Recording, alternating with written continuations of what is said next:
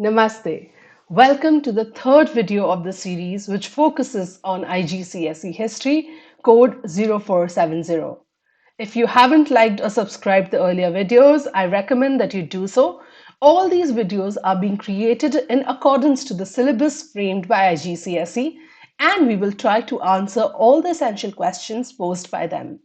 Remember, IGCSE examination does not ask you to remember and repeat information in the examination. Rather, it asks you to look at the events that have happened in the past critically. So I'll be framing my lessons accordingly so that the students are in a better position to answer those questions. Without further ado, let's start. The first question that we'll be dealing with today and in this part of the lecture series is, to what extent was the League of Nations a success? In order to understand the working of the League of Nations, it's essential that we break it down further into certain key questions. These are the four key questions that we'll be breaking it down into.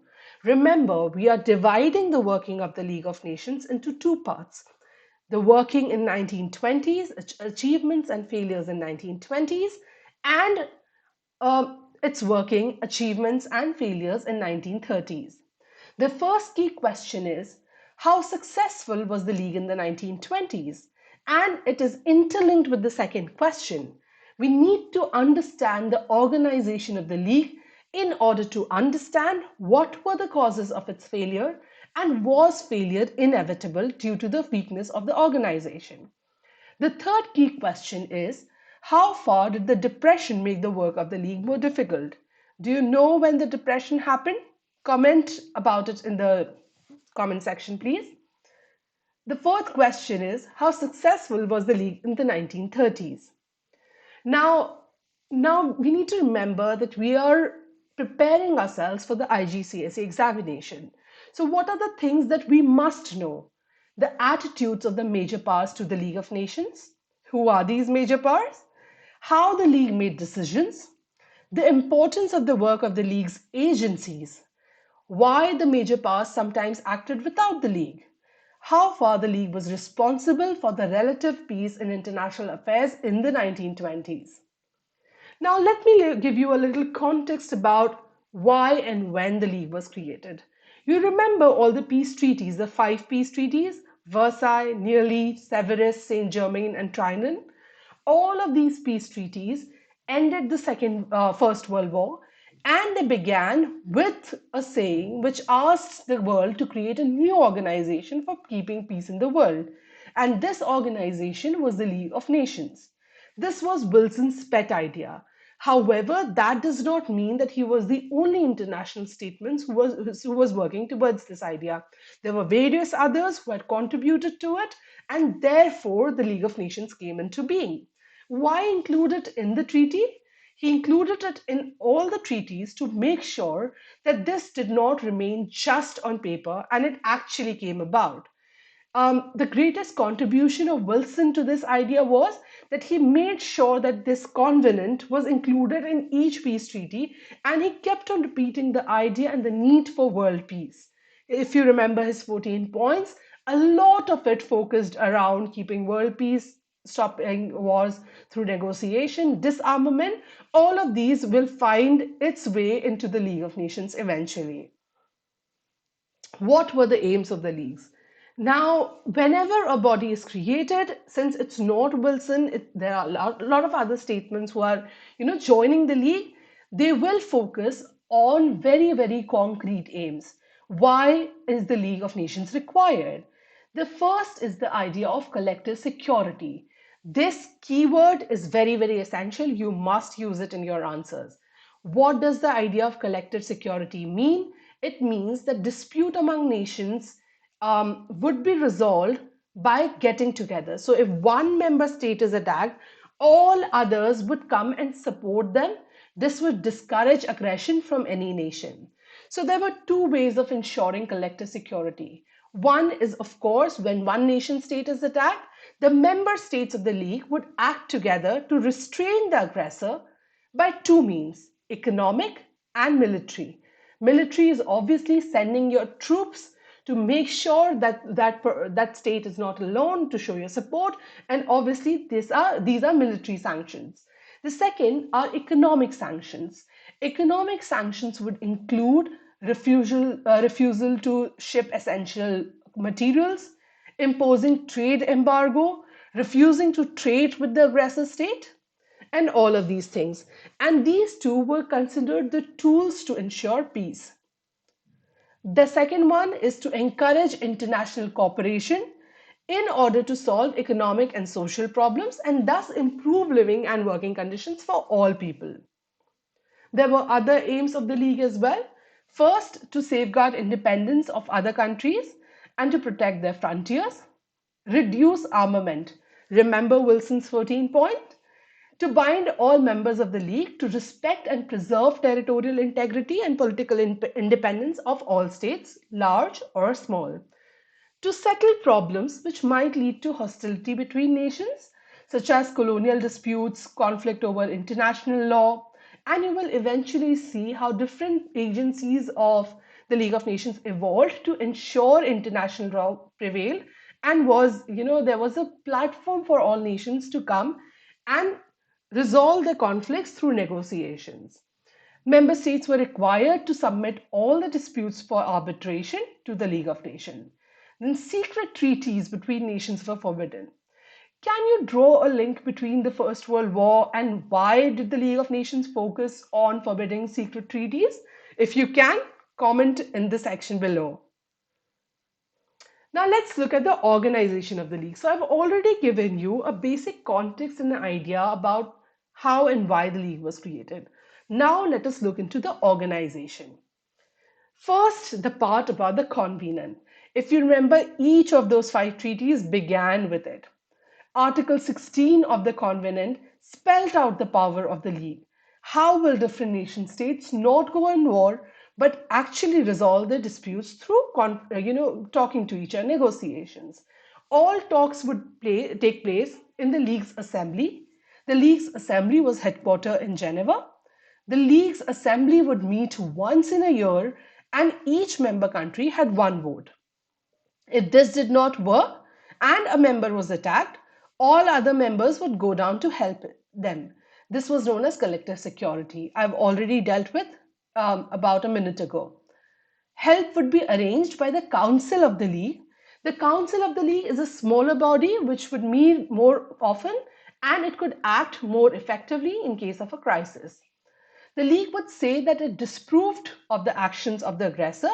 Now, this disapproval would also indicate towards military and economic sanctions. It would help the victim by cutting off all links with the aggressor, whether military, economic, financial links, impose economic sanctions. So all of it gave power to the League. And it was hoped that the League would work through these. What was the organization of the League like?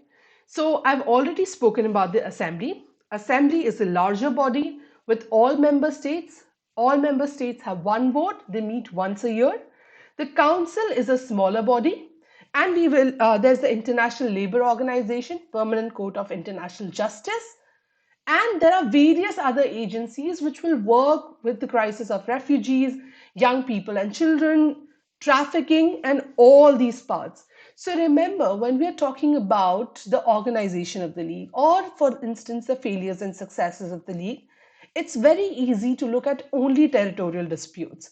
However, the League of Nations had successes in other parts. In case of the labor organization that was formed, the humanitarian work that took place, the work that took place in the realm of refugees, how are refugees dealt with, health issues. So all of these are also important when we're talking about the success of the League.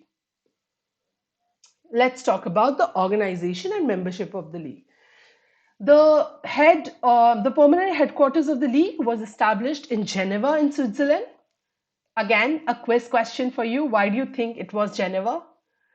The League began its work on 10th of January 1920, and its organization was based on 3 main bodies that I'm going to talk about. The first is the General Assembly, in which each member had one vote. They met annually. Their idea and the function was to decide general policy. They discussed international disputes and problems. It could, for example, propose a revision of a peace treaty and handled the finances of the league. A unanimous vote was required for any important decision. Now, this body is meeting once in a year. The second is the council. Now, this is a body which is smaller. It has some permanent members, namely Britain, France, Italy, and Japan, and four temporary members. These temporary members were selected for a period of 3 years by the Assembly. Eventually, in 1922, from four, it went up to six, and to nine in 1926. Now, what was the council's job? They met more often, at least 3 times a year. They dealt with specific political disputes. They had the key function of peacekeeping. It was expected the League would operate as follows. All disputes threatening war would be submitted to the League, and any member who resorted to war, thus breaking the covenant, would face action by the rest. The Council would recommend what effective military, naval, or air force the members should contribute to the armed forces in case they were taking a military sanction against an aggressor state. So you realize there are two bodies. You've already seen the Assembly, which is the larger body, and the Council, which is a smaller, more effective body, and a lot of decisions are taking place in the Council. The third is very important, the Secretariat. You should know that whenever we are talking about these bodies, even the United Nations right now, it involves a lot of administrative and paperwork. And all of this was carried out by the Secretariat. When the Assembly first met in November 1920, almost all allied nations had joined the League. Some of the new European states and several neutral countries had also joined. So you can imagine the kind of work the Secretariat had to put in. By 1935, the League had 62 member states. Now take a pause here and just think about what all we have covered. We have covered the organization of the League. From the organization, you can now think about the weaknesses of the League. If you're talking about a General Assembly, each member having one vote, which meets only annually, and you're talking about a council which has four permanent members, what is the kind of state status that different countries have? Who would take important decisions? Do you think that having a General Assembly meet once a year would have been so effective? Eventually, when we'll talk about the various disputes that were handed over to the League, you can also think about how the League acted in case of various territorial disputes. Did it favor stronger countries? And was this favoritism arising out of this organization of the League? Because the League had certain permanent members. So while you're thinking about that, go back, just see the video once again, and we'll move to the next section now, which talks about the achievements of the League in the 1920s. First, during the 1920s, the League of Nations had a number of disputes about small, weak nations that were submitted to them. However, in case the dispute was large and a bigger country was involved, the League often tended to favor the more important country. So these are just some examples about what were the various territorial disputes or political disputes that the League resolved. In 1920, it resolved a dispute between Sweden and Finland over Åland Islands. Then the Yugoslavian troops removed from Albania when the League threatened to impose economic sanctions on Yugoslavia. In 1925, the League stopped Greece from attacking Bulgaria by threatening an economic embargo. It also solved border disputes in other parts of Eastern Europe. So from this, you can see how important the idea of economic embargo is. Then besides settling international disputes, as I had already mentioned earlier, the League did have a lot of other roles to play. And one of them included solving social and economic problems. You remember this idea of disarmament, right? So the Disarmament Commission worked to persuade members to reduce the size of their armed forces and cut down the stock of weapons. Similarly, the Mandate Commission kept an eye on German and Turkish colonies, which were put under British and French troops under the peace treaties, and they also took care of the free city of Danzig and the Saar. The League also had the task of making the world a better one. So, the Health Organization, they worked intensively and extensively to wipe out leprosy. In 1919, the International Labour Organization worked a lot towards improving the lives of workers. They distributed information on labor conditions and encouraged governments to improve the workers' standard of living. 1921, when we're talking about the idea of World Law Court, the Permanent Court of International Justice was based in The Hague, in Netherlands. It consisted of 15 judges from different nationalities and dealt with legal disputes between states as opposed to political ones.